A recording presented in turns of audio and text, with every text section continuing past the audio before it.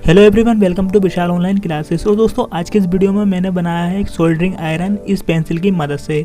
तो इसको किस तरह से बनाया जाता है वो इस वीडियो में हम जानेंगे। सबसे पहले मैंने आपको डेमो के लिए ये दिखाया है एक वायर को हटाकर, तो ये काम कर रहा है। अब मैं आपको बताता हूँ किस तरह से इसको बनाना है। तो वीडियो को शुरू करते हैं।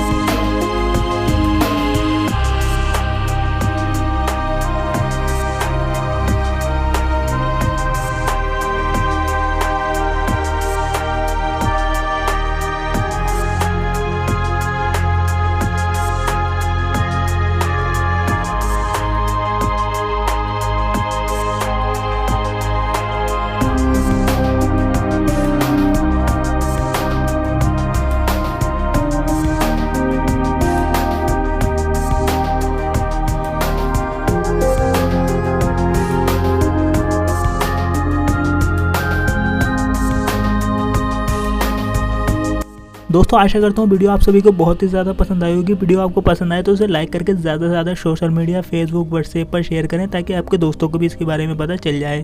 और दोस्तों एक छोटा सा सवाल मेरा आप सभी के लिए, आप कौन सी क्लास में पढ़ते हैं, आपको ये प्रोजेक्ट कैसा लगा। तो आज की वीडियो में फिलहाल इतना ही। Thank you for watching.